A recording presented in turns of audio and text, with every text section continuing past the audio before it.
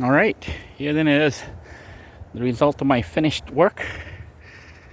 It was actually kind of hot trying to put the stuff up there, but then, as luck would be, it became overcast and cooled down, and I was able to install everything. But then, right before I finished, it started raining, but it rained like real quick.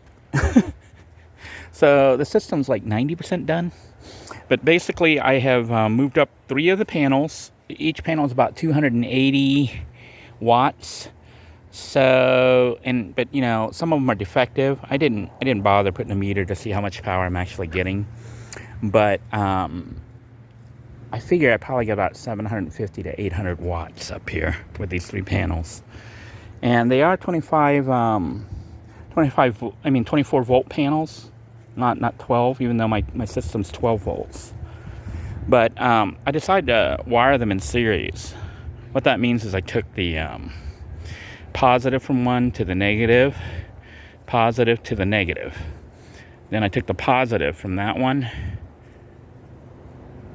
or the negative from that, it doesn't matter. But I took the negative from one and the positive from the other. Let's start again. So there's like a positive side and a negative side.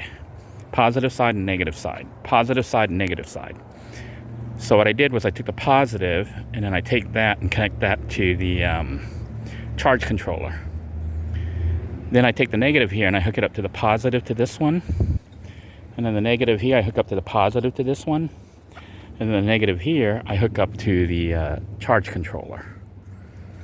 So the reason I did that is because of wiring. You know, it takes like less wires to do this. If you run it in parallel, you got to run all the... It's just more power lines, and it could end up needing like more powerful, you know, bigger wires.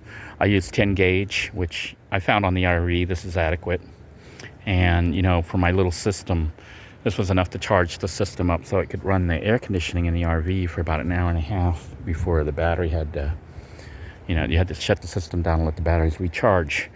I'm not planning on running AC with this, but I'll be running mostly lights and maybe small appliances, weed whackers and whatnot, trying to run stuff off electricity, you know, for yard work, and maybe try to do the laundry.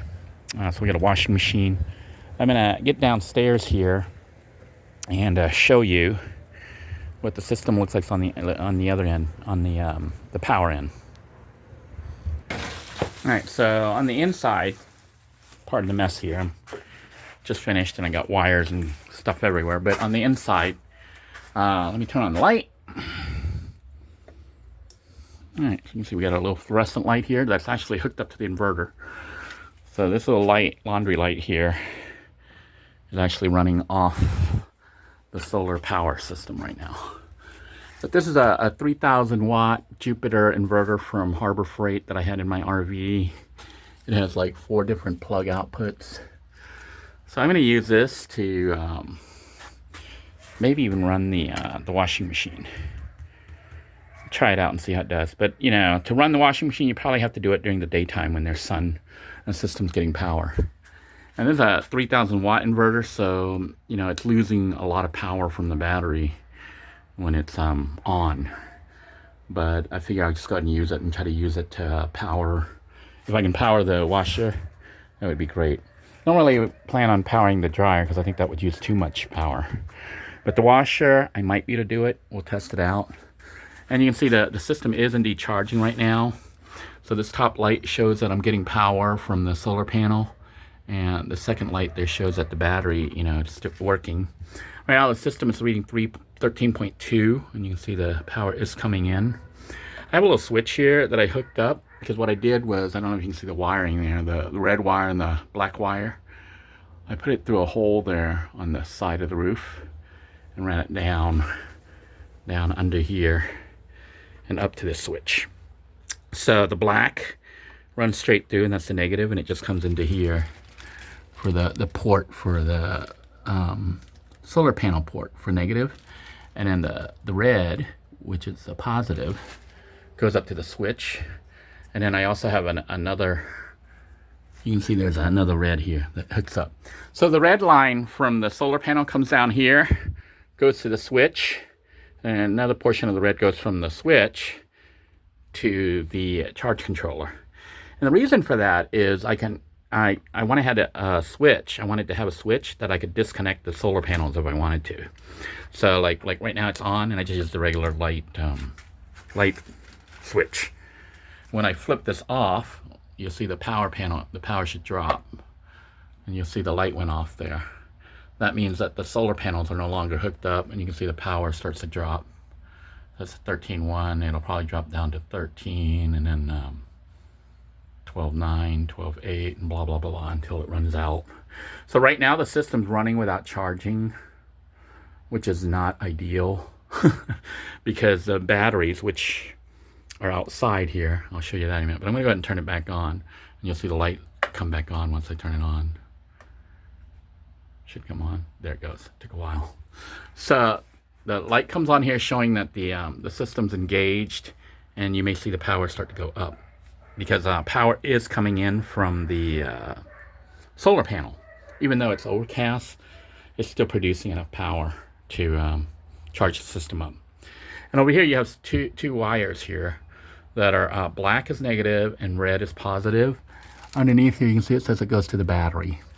So basically, the power from the solar panels comes through here, goes through the switch. You know, the positive goes through the switch to here and here to the charge controller. Charge controller takes the power from the solar panel and sends it out through the positive and the negative outside to my battery bank.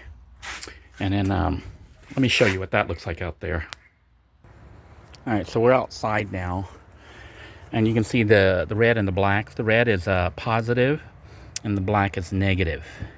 So I hooked the positive, the red right there, from the solar charge controller to the battery here on the positive side, the red, which is positive. Then the black, I hooked up to the negative. Now you'll notice I have like 3 batteries. This is my battery bank, and these are also wired in, I think these are wired in parallel. Because I have like positive to positive, positive to positive, negative to negative, negative to negative. So this acts like one big giant battery, a 12-volt battery. And the power here comes in, the red goes in there, and the black goes on the other side. So this is the positive side and the negative. You notice I didn't hook it up to this side over here because I want the electricity to flow through all 3 batteries. By doing it like that, so it connects to the positive on this one and the negative on the end one, the electricity should flow through all 3 batteries. So the system takes the power from the solar panels, runs it through the charge controller, which is inside that white thing, the MPPT controller, sends it out to the battery bank here, charges up the batteries. And then what I did was, instead of hooking up the power to pull out from the charge controller, I have the power to the inverter going directly from the battery to the inverter. And the reason I did that was I wanted to use large wires in case, you know, I want to run something like a clothes washer. It'll pull a lot of power. So you don't really want to use like a 10 gauge. That's this little wire. I think this one's here, the thicker one here, or the thicker one here that I have, which is a jumper cable that I cut, is I think it's larger than 10. It might be like an 8 or a 6 gauge. So I have that hooked up. The positive goes to the positive side. The negative goes to the negative side. And it's in these big giant cables, which I'll show you where it connects on the inside. All right, so you can see my thick wire comes in from the jumper cable, and I had to patch, you know, an extension on it. But basically red is red and black is black, but it hooks up to these 2 cables, which are basically just long extension battery cables. And the red goes to the positive and the black goes to the negative. And this is the inverter. So the inverter is hooked up directly to the battery. And when I turn it on, it converts the battery bank's power, which is 12 volts, to 120, which I then can use for whatever, for 120 volt appliances. You can see the battery bank says 13.1, which means it's dropping down, because a while ago it was like 13.3, 13.4. That's because the sun isn't shining. I know it's hard to tell in the video, but it is kind of overcast outside, starting to get in the evening. So power is running low, So I might go ahead and turn this off. But this is just this is a fluorescent light, which actually this is LED. I think it's LED, so it doesn't really use too much power. But I think the biggest power consumption is going to be the inverter right there. So when the inverter's on, you know, it uses quite a bit of power. But I'm going to try to leave it on all night and see how it does. Right now it says 13.1, so the battery bank is still full because 12.8 is a full battery. And, you know, when it's 13, it's kind of like a little bit overcharged, but not too bad. The reason it says 13 is because the solar panels are generating electricity and bringing it in. So you can see here the indicator shows that the solar panel is charging the battery bank. And right now I got 13.1. If I turn this off,